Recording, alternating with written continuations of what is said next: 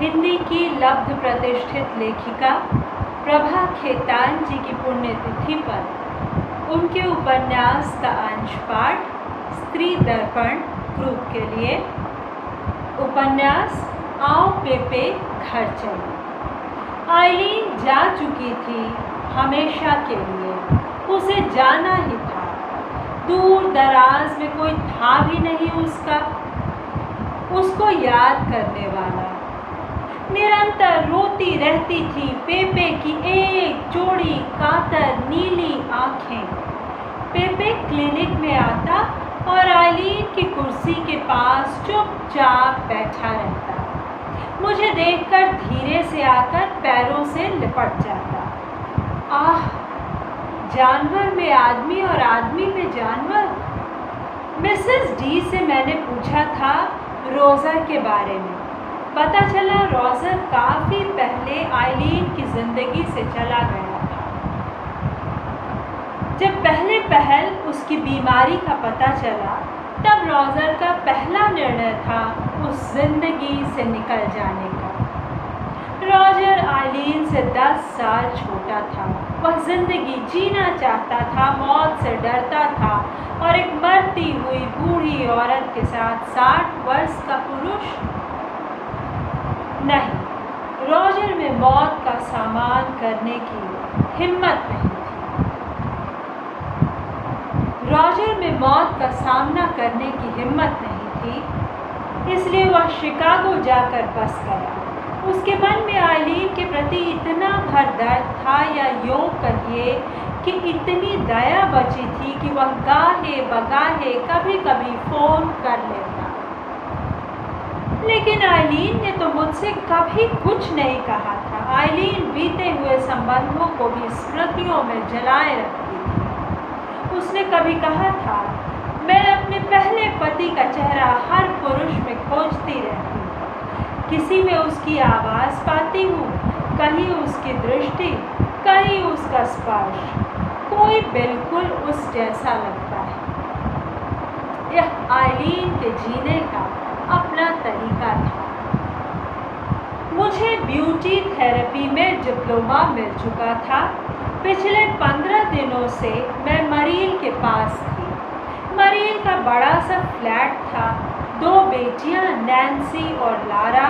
Nancy 22 वर्ष की थी, पढ़ने में बेहद तेज। वह फेमिनिज्म का नया दौर था।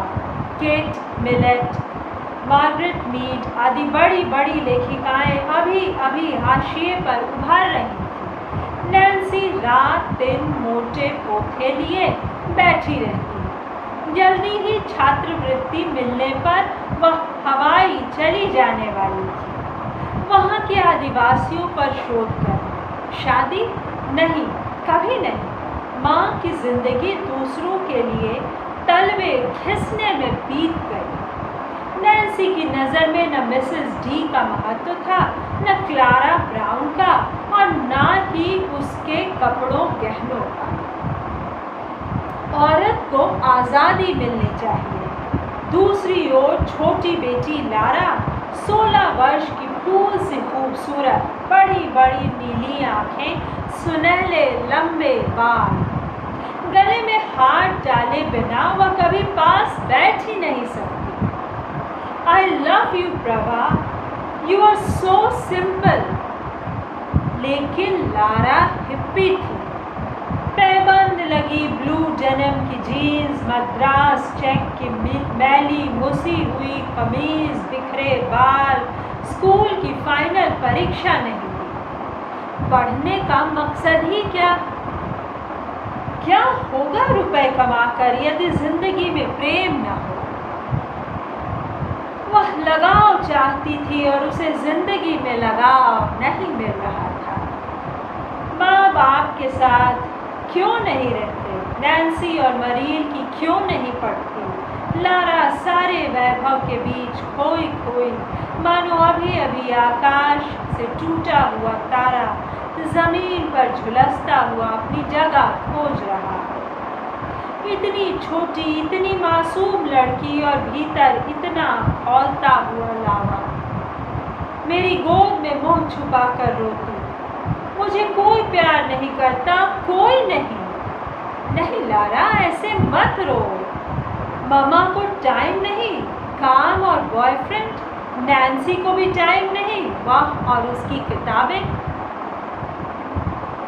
मैंने उसका अधूरा वाक्य पूरा किया। रोती हुई आंखें संगीत के नाम से हंसने लगी। तुम्हें नया बीट सुनाऊं? गिटार के स्वर फ्लैट की दीवारों से टकराने लगे। लारा के चेहरे पर जैसे समाधि का भाव हो। मुझे बस इतना भर समझ में आ रहा था कि मेरे सामने एक उदास रोती हुई बच्ची अचानक खुश हो गई। मगर तब एक दूसरे कमरे से दौड़ती हुई मरील ने आकर लारा के हाथ से गिटार छीन लिया। यह क्या सारे दिन टनटनाती रहती हो, न पढ़ना न लिखना? मैं कब तक तुम्हें पालूंगी? कहाँ से खर्च चलाऊंगी?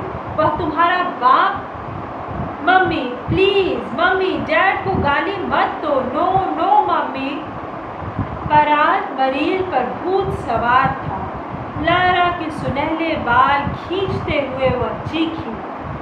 तब चलो जाओ उसी बास्टर्ड के पास। तुम उसकी बेटी हो ना। $1000 में खर्च नहीं जा सकता। मरील होश में आओ, इतनी क्रूर मत बनो मरील। लारा सिर्फ गिटार ही तो बजा रही थी। सुक्कियों से लारा का सारा बदन हिल रहा था। मैंने बाहों में समेटना चाहा, उसने झटक दिया। नहीं, मुझे किसी की हमदर्दी नहीं चाहिए। यह दुनिया रहने लायक नहीं। मैं जा रही हूँ। तुम नहीं जा सकती। अगर एक कदम भी घर से बाहर निकाला तो मैं पुलिस को खबर कर दूंगी। तुम्हें कस्टडी में रहना होगा। मम्मी तुम डायन हो, चुड़ैल हो। फिर लारा के मुक्के मरील की पीठ पर।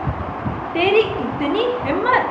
शेरनी की तरह दहाड़ती हुई मरील ने लारा की बांह मरोड़ी और जमीन पर पटक दिया। उसके बाद लात घूसे। मरील मरील क्या कर रही हो? क्या पागल हो गई हो? नहीं, मैं आज इसकी जान लेकर रहूंगी। मरील रहम करो मरील, होश में तो आओ। मैंने किसी तरह खींचते हुए मरील को ले जाकर पलंग पर लेटाया।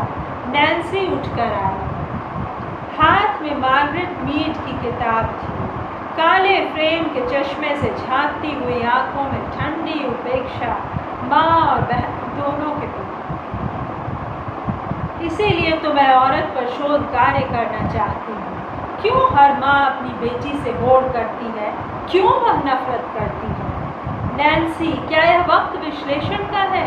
तुम अपनी रोती हुई बहन को चुप नहीं करा सकती? वह चुप नहीं हो सकती। क्यों? इसलिए कि हम सब अपने आप से नफरत करती हैं। हमारी टूटी हुई आत्म तस्वीर मामा की इलियट सोसाइटी, मामा की इलीट सोसाइटी उनको दिन रात खरोचती रहती है।